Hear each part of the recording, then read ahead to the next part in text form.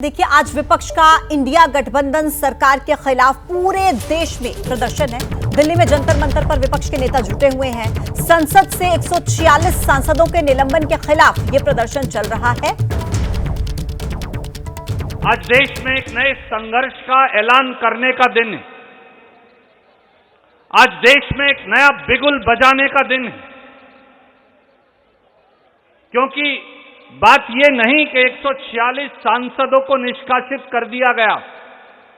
बात यह है कि देश की संसद में अब प्रधानमंत्री नरेंद्र मोदी जी ने विपक्ष मुक्त संसद का गठन कर दिया।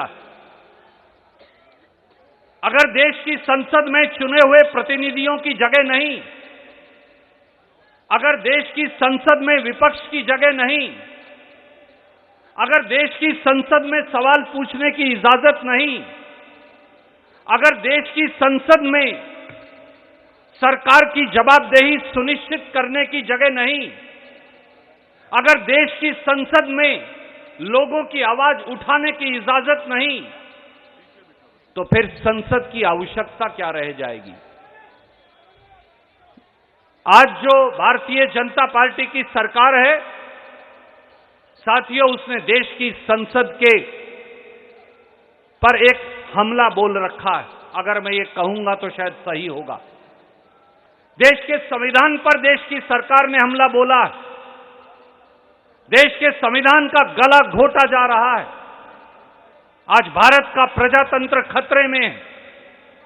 आज संसदीय मर्यादाओं को बुलडोजर के नीचे कुचला जा रहा है। बोलने की आजादी को रोंदा जा रहा है। तो ऐसे में कम से कम भारतीय राष्ट्रीय कांग्रेस और इंडिया गठबंधन के साथी चुप नहीं रहेंगे। हम आखिरी सांस तक लड़ेंगे। 140 करोड़ देशवासियों के लिए लड़ेंगे, संसद के लिए लड़ेंगे, संसदीय मर्यादाओं के लिए लड़ेंगे, संविधान के लिए लड़ेंगे। देश की संसद पर हमला हो जाए, देश की संसद के अंदर लोग घुस जाएं। वो तो नौजवान थे जिन्होंने एक रंग का बम चलाया। हम ये बात कर रहे थे कि अगर ये अंतरिक्ष गैस होती या कुछ और होता तो आज भारतवर्ष की क्या हालत होती। और राहुल गांधी जी ने सही कहा, महंगाई और बेरोजगारी का आलम जब तक इस देश में रहेगा, कोई ना कोई ऐसी दुर्घटना होती रहेगी। आज इंडिया अलायंस के सारे साथी इकट्ठे हुए हैं।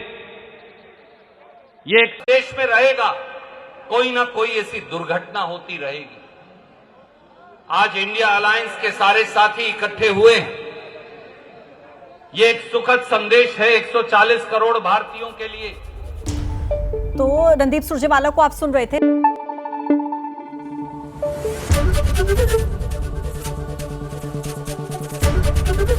एबीपी न्यूज आपको रखे आगे।